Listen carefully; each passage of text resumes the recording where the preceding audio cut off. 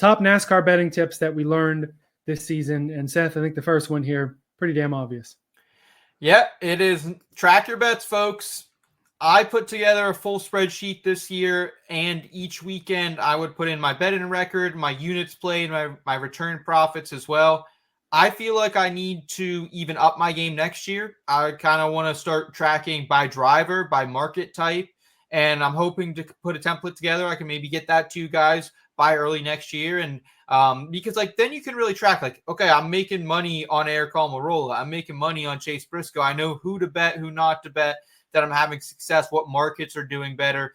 You can also download the Betting Pros app, sync your sports books there. That's a good way to track as well. I track all my bets across all the different sports I'm playing. I have learned not a great F1 better, not a great IndyCar better, but we're going to keep swinging because that's what we do here at the Back Road. But yeah, I feel like I have, even just tracking what I did this year, Ellie, I feel like I have a great sense of what track style I'm good at and which I'm not. Like, yeah, I really got to be conservative at super speedways next year because I was not profitable. Like, I didn't have a bunch of losses, but I didn't win money at super speedways. Same, like I struggled with road courses this year a little bit too. I was very swingy. There were races at road courses I was up 10 units, and other ones I was down 10 units. So tracking your bets, it's huge, man. I think it's something we all have to be doing. Put in a little bit of work, and it'll really make a difference at the end of the season. Yeah, no doubt about it. And that part of your point on road courses too, how I mentioned about how they're almost as crazy as the super speedways, at least the handicap. And with super speedways, we see a lot of other betting shows just completely skip the super speedways. They don't even do a show, let alone put any money on it. They don't. People don't bet them. People, they're just. It's crazy because anything can happen, and yeah, you're more often than not, unfortunately, you're going to lose the money. This also could work too with our. We've got our DFS projections tool as well, and you also can apply this sort of thing to DFS as well. See how guys are pointing out when they're starting in XYZ position. Are they able to move up and get some of that differential? Or do they run well on this track? Do they eventually get lapped and really lose you some points? It's something you can pay attention to there as well. Absolutely. 100%. Highline's done a great job with that tool and got a big brain. So happy to tap into that over there. Our second NASCAR betting tip that we learned in 2024, just be okay with drinking the juice. Like in NASCAR betting, I feel like especially it's easy to get kind of lost in the sauce because there's so much plus money out there. There's big payouts waiting for you. But the juice is the juice for a reason. And I feel like once I really started leaning into it, drinking a glass and building my cards around it, I was more profitable. And as our friend Rod always says, Elliot, you only pay the juice if you lose. So that's kind of my standpoint on it. Some of my heaviest bets each week, they are minus money, and I'm okay with it. I'm okay with betting certain drivers 5-1, 4.5-1. If the value makes sense, if the value is there, you do it, and don't be afraid to do it. I know it's not always fun. It's not always hip. It's not always sexy. It's not going to get the headlines and the interactions on X, but it's what you got to do. Yeah, I mean, it's almost a hard lesson to learn because when you first come in and especially if you're only putting little sprinkles on things, if you're not really a high dollar, high unit bettor, and the juice feels like it kind of sucks because if you're only putting a little bit in, which I especially was when I first started a couple years ago with this, when you're only putting little sprinkles on things, you're wanting to go for the big crazy things. You're wanting to pull out the exactas or the Quinellas or the crazy top 10 or the crazy outright. But I had more bets hit and made more just in this playoffs, really, even if you take out the championship bets. I had more hit in the second half of this year than I had in the 2.5 years before that. Yep. Because I was more willing to drink the juice. And part of that is also all these other tips working together. But that was the biggest thing for me. Drink the juice, be okay with it. Take those lower value. You only pay it if you lose, because they don't lose quite as often, which is why they're pretty juicy. Any bet hitting is a good bet. That's how you have to start looking at it here. And so moving on to number 3 here, less is often more. So I hit this summer slump. I feel like I was like Alex Bowman out there from previous seasons, of William Byron of 2024. From this season too. I mean, you had the win in Chicago in the third. Yeah, but it was still a slump anyway. He was heating up there for a second, but I was upwards at times early in the year, making 20 bets a week across all 4 series if I was getting frisky and betting ARCA that week. And I made the transition from doing that many bets to about 8 to 12 on a weekend. And it really, really helped me. Instead of just trying to fill my card with bets I would only bet the ones I love. And once I really started applying this around Michigan, I was plus 29.5 units for the rest of the season, 13 races. That wasn't all just because of that by any means, but you still got to take your shot. You still have to find your sprinkles. You know what I mean? Like, I was sweating out that Dawson Sutton top 5, 20-something to 1, and then later that week hit a 30 to 1 on Ross. Like, you have to take your long shot sprinkles, but I feel like I'm just so far past the point where I'm betting a bunch of plus money placements for a unit and a half each week. I feel like I'm finding the bets I like, and I'm not afraid to put 3 units on it. A lot of times it's juice, but hey, that you get back what you get back. So I think less is often more, Elliot, and I'm learning that as I go along here as a bettor. Yeah, I was also going to connect it to drinking the juice, that if you make some juicier bets, if you make less bets, you make the bets you're real confident in, for the most part, you're going to make more. If you throw out, even if you take the same units, which I'm assuming is what you're doing in this case, put the same unit value on bets you like a little more, on fewer bets. Even if you say, I might like this one a little better than this one, but I'm feeling more confident in one of these, I'm going to take that one. Less is definitely more. Yeah, 100%. I got a super chat here from Didi for a 50. Thank you, Didi. Far too kind. I just saw on Facebook this week, Elliot, that Didi just closed on a house out in, I believe, Idaho, the great state of Idaho. So maybe we can get a NASCAR race out to Didi here at one of these points in Idaho. Portland Xfinity might be your best bet, honestly. Or if they ever bring back Auto Club, I think out in that particular neck of the woods, I don't know what's out there for NASCAR, but maybe a little Denver street course action someday. Who knows?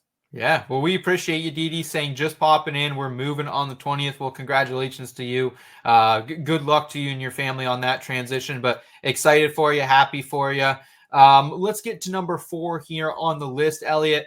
And it's about betting matchups and not groups. And I know this will probably be highly debated, to be honest with you. I know there's a lot of people who do like betting groups, but I felt like once we went to Dover, I really started to find an edge in matchups. Not only can you track head-to-head history at a specific track, but you can also track head-to-head history at comps for a given season, for the season before as well. And I feel like you can really lean on those trends to find a hammer. Sometimes you're going to get burned. I remember I bet once on Gator over Creed at a certain track style.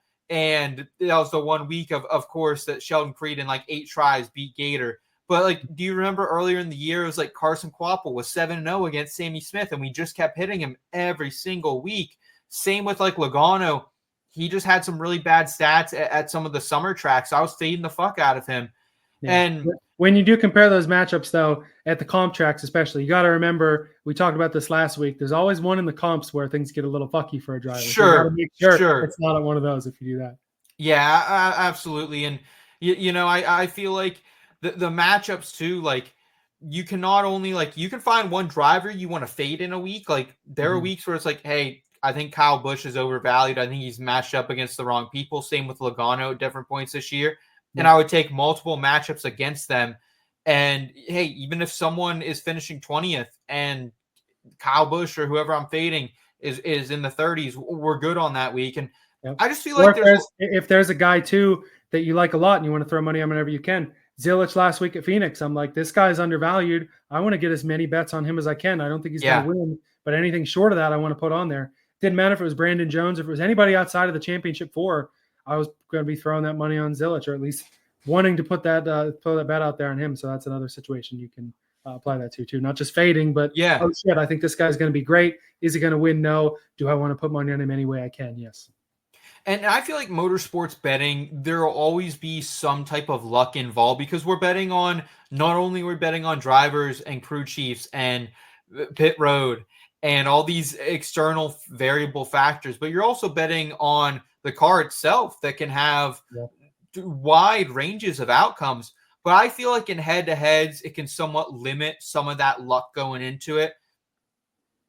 As opposed to groups, when I'm betting groups of 4 and 6 drivers, there's way too many variables in there for me to get a good read. I know some people in this space have been very profitable betting groups. I don't look at groups anymore. It's something I don't even consider each week, to be honest with you. I don't even open them up because they're just not my style of betting, Elliot. So I prefer matchups over groups. I know that might be controversial, but that's just my opinion here. Yeah, I can't argue too much with it there. The other point I was going to make, you kind of alluded to there, groups with 4, especially 6 drivers, there's way more room for fuckery. There's just way more room for fuckery. There's more variables. There's shit that can really hit the fan there. With a matchup, you're limiting your risk there. But sometimes you do have to take those risks, as we'll talk about.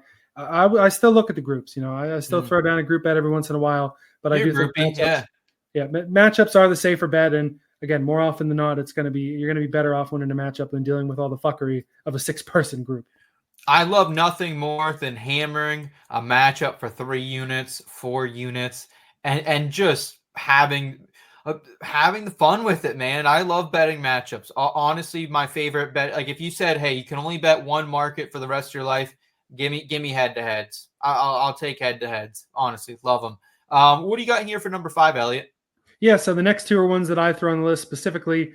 Number 5 is trust your instincts, and that's part of what I alluded to with these bet sheets. I'm one of those guys that I'll throw down some bets, but also I will pull out what's good for content and debate whether I'm going to bet it with you guys, with the people in the comments, with just myself, watch practice and qualifying, that sort of thing. But we've gotten to a point here, and we've kind of joked about it, but we've also talked about it seriously, that we've been hitting some bets. All the research that we're able to do, all of the people like iFantasy Race and things like that, they really know what they're doing. Chat too. The people in the chat, yeah, they've given us some good bets. So I think it was Stan last week. Stan, man. It was the over 1.5 out of the race or something. Yeah, Ty Gibbs wrecks out immediately, and Balicki or somebody else DNF'd early on. That bet would have hit too. Yep, Trust your instincts. Trust the people that are around. Trust the research that you do. And I know when things come down to real money, it's one thing to put it on this piece of paper, but when things come down to real money, I know there are people that have more disposable income in some cases. Sometimes you don't. But if you're going to put all the time and put all the work in, and just being the fact that I've been a race fan for almost 20 years now, you've been, like you said, before you could sit on the pot. A lot of these other people have been to a bunch of races. You're in it. You're around it. Take the risk and trust your instincts there. And that leads to my next point. You can give some thoughts here because I said the word risk. That's a natural segue that I just blew over explaining. Yeah. It. Number 6 for me is take those educated risks. We talked about drinking the juice. Those oftentimes are your more profitable bets, and you got to drink your juice.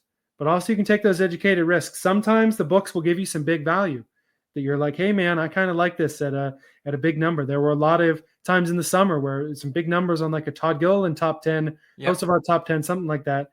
Even like New Hampshire in particular, I think you had both Haley and Gilliland running in the top 5 for a good portion of that race in a week where I shouted them out to be top 10. Did I throw a lot of money on them? No. Did I end up losing the one that I did throw more on, Justin Haley, when some asshole spun him out? Yeah, but that's not the point. Take your educated risks. Even in that same race, I was getting away from the exactas and the Quinellas and things like that. But sometimes you take a peek. And I was an inch away from hitting a first Christopher Bell and second Josh Berry exacta. That you can't throw your whole bucket into the giant plus money. But if you see the value there, take your educated risks, even if it's throwing down on a lot of juicy bets. If you're like, man, I don't know about this, but I'm really feeling good about it. Take your educated risks, get out there, and it'll help you out. There is few feelings in the world that are better than hitting a long shot in NASCAR betting. Elliot, you can attest to this. When I hit the Dawson Sutton, I think 26-1 top 5, we were hanging out in my garage. I'd run outside. I mean, ecstatic, screaming at the top of my lungs, hoping I didn't wake up my girlfriend at the time. And you got to do it, man. You got to take your shots. And like, that's what sprinkles are for. That's what, that's what's great about sports betting is you don't always have to bet in a unit. I think in Delaware you do. I think weren't we talking about that with someone? I think in Delaware, like you have to bet in weird amounts or something, but I don't know.